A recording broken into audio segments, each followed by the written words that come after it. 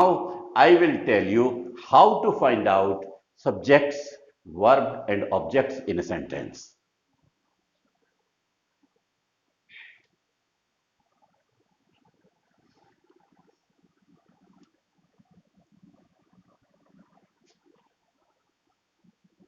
इसमें केवल 3 नियम अगर हम ध्यान रखें तो हम आराम से अपने वाक्यों में सब्जेक्ट, वर्ब और ऑब्जेक्ट को पा सकते हैं, बड़े आराम से छांट सकते हैं। नंबर 1, देखिए किसी भी हिंदी के वाक्य में सबसे पहले क्रिया छांटी जाती है। क्रिया हिंदी के वाक्य में, this I am telling you in Hindi because in RJS and RAS examination some sentences for translation are given and we should start from easy to hard. हम अगर शुरू से नियम को धीरे धीरे छोटे छोटे सेंटेंसेस बनाना शुरू करेंगे तब हमको बड़े वाक्य बनाने में दिक्कत नहीं आएगी। ठीक है, क्रिया हिंदी के वाक्य में सबसे अंत में कहां मिलती है? अंत में पाई जाती है।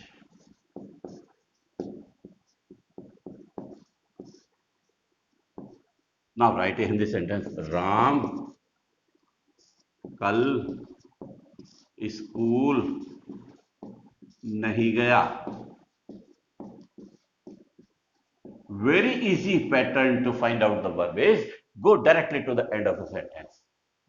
वाक्य के सीधे अंत में चले जाइए, आपको क्रिया मिलेगी। This is verb. अब यहीं से दूसरा नियम निकलता है, यहीं से दूसरा नियम निकलता है कि क्रिया से कौन या किसने, क्रिया से कौन या किसने, इन दोनों ही शब्दों की एक ही अंग्रेजी है, दैट इज हु।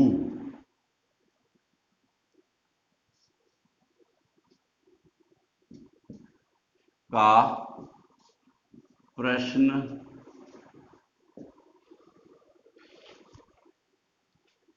करने पर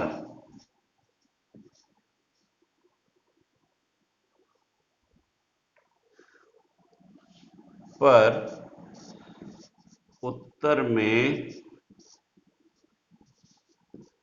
कर्ता प्राप्त होता है, कर्ता प्राप्त होता है। अब आप देखिए बड़ा इजी है, इस वाक्य को दोबारा देखिए, नोट कर लीजिए भले। राम कल स्कूल नहीं गया, आखिर में वाक्य के में कौन सा शब्द है? गया। अब हम इससे सवाल पूछेंगे, कौन कौन नहीं गया है? तो आंसर आएगा राम। आंसर क्या आएगा? राम। यही लिख के देता हूं मैं, ये देखिए कौन नहीं गया, ये तो हमारा क्वेश्चन है और यहां से हम इसका आंसर ढूंढेंगे तो आंसर मिलेगा हमको राम नहीं गया। अब राम को यहां पॉइंट आउट कर दीजिए, दिस इज सब्जेक्ट। ठीक है, अब इस वाक्य में अगर हम ऑब्जेक्ट छांटने की कोशिश करेंगे तो ऑब्जेक्ट नहीं है, because go is intransitive verb. Go is intransitive verb, अकर्मक क्रिया है। ठीक है, तो अब हमारा ऑब्जेक्ट यहां का क्या था कि हमें यह पता चल जाए कि हम कर्ता कैसे छांटते हैं। तो कर्ता छांटने के लिए सीधा नियम है कि वाक्य के आप अंत में क्रिया से सवाल पूछिए, अंत में तो क्रिया मिलेगी और क्रिया से हम सवाल पूछते हैं कि कौन कौन नहीं गया, आंसर आएगा राम नहीं गया। इस तरीके से फिर हम छांटते हैं ऑब्जेक्ट। ऑब्जेक्ट में 2 क्वेश्चन पूछे जाते हैं।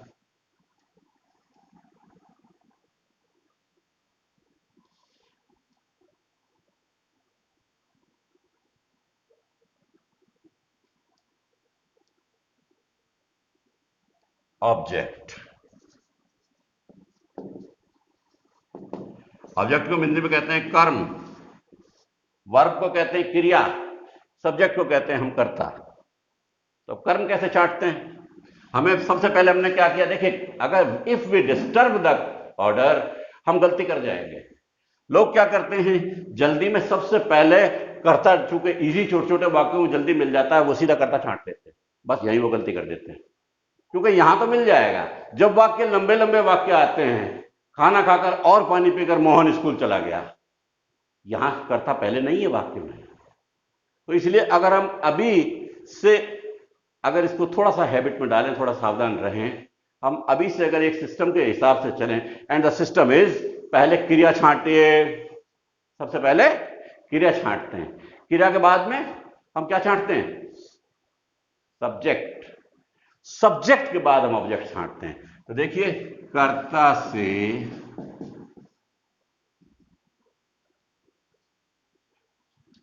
क्या या किसको,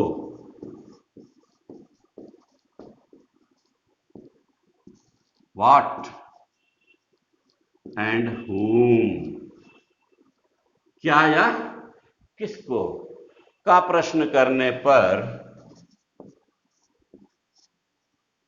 प्रश्न करने पर उत्तर में ऑब्जेक्ट प्राप्त होता है, ऑब्जेक्ट प्राप्त होता है। नाउ सी हियर, राम ने किताब पढ़ी। अब हम सबसे पहले क्या करेंगे, क्रिया छांटेंगे।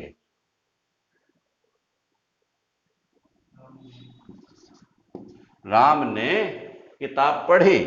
अब सबसे पहले हम क्रिया छांटेंगे, तो सीधा तरीका का वाक्य के लास्ट में चले जाइए, दिस इज वर्ब। हम ये भी कह सकते हैं मोहन स्कूल जाता है, आप ये कह सकते हैं साहब ये तो एक ही शब्द की क्रिया है, स्कूल जाता है।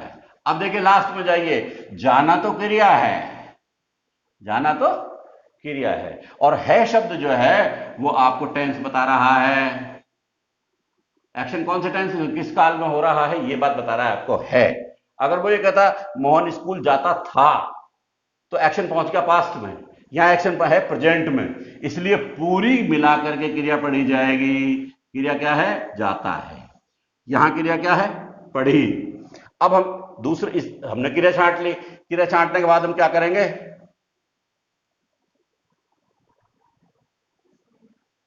किसने,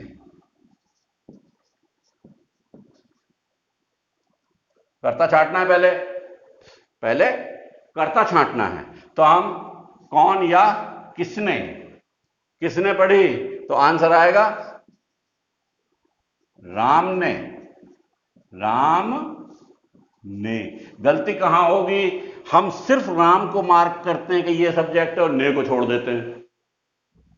हम क्या करते हैं, राम को तो सब्जेक्ट मान लिया, सही है, लेकिन ने को छोड़ दिया। अब ये ने जहां भी जाएगा, आप कहेंगे ने की अंग्रेजी क्या है साहब, जबकि ऐसा नहीं है, पूरा the complete subject is Ram ने। किसने किताब पढ़ी, राम ने, क्योंकि कर्ता छांटने के लिए दो चीजें हैं, कौन या किसने। जब हम किसने का क्वेश्चन पास्ट में किया जाता है, हु से क्वेश्चन किया जाएगा, कौन से प्रश्न किया जाएगा, प्रेजेंट में या फ्यूचर में, जब वाक्य होगा। जब वाक्य पास्ट में है तो आंसर में कर्ता आएगा किसने के प्रश्न से। इस तरीके से हमें कर्ता मिल गया। अब इस कर्ता से सवाल पूछेंगे, तो जब हम ऑब्जेक्ट छांटने की बात कर रहे थे, तो कर्ता से क्या क्या सवाल पूछ रहे हैं, क्या या किसको, राम ने क्या किया, क्या किया, या क्या पढ़ा, और छोड़ो, इसे भी छोड़ दीजिए आप, क्या पढ़ा, क्या पढ़ा, तो आंसर आएगा किताब। या क्या नहीं पढ़ा, नेगेटिव अगर वाक्य हो तो किताब। अब यह किताब हो गया ऑब्जेक्ट, और ये हमारी वर्ब है। तो ये हिंदी के वाक्य का ऑर्डर हमको मिल गया, नंबर एक पाएगा सब्जेक्ट, उसके बाद ऑब्जेक्ट आता है, और उसके बाद वर्ब आती है। तो हिंदी के सेंटेंस का ऑर्डर क्या है, subject plus object plus verb, जबकि इंग्लिश के वाक्य का ऑर्डर ऐसा नहीं है, इंग्लिश के वाक्य का ऑर्डर ऐसा नहीं है। अब मैं आपको कल ये बताऊंगा। हाँ, एक चीज और रह गई, वो और समझ लीजिए। कई बार ऐसा होता है कि हमें दोनों प्रश्नों के उत्तर मिल जाते हैं, क्या से भी आंसर मिल जाएगा और किसने से भी आंसर, किसको से भी आंसर मिल जाएगा। तो हम परेशान होते हैं कि साहब ये तो गलत हो गया, एक ऑब्जेक्ट है ही नहीं, एक शब्द फालतू दिया हुआ है। ऐसा नहीं है।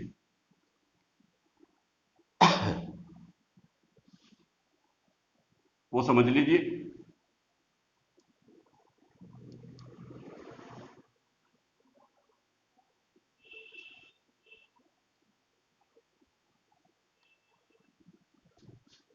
राम ने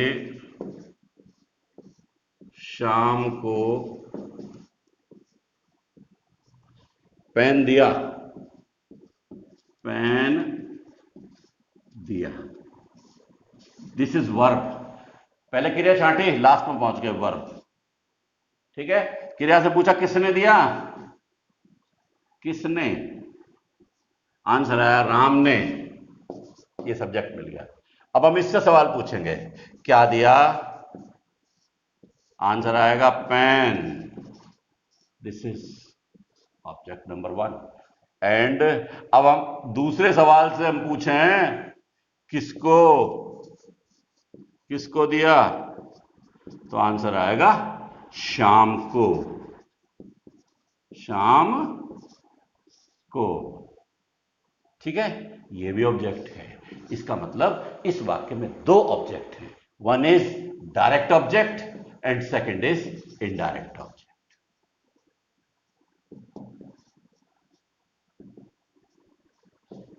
दिस इज डायरेक्ट ऑब्जेक्ट।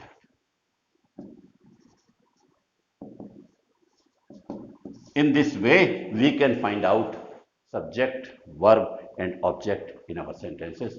और कल हम आपको इनकम्प्लीट वर्ब्स बताएंगे।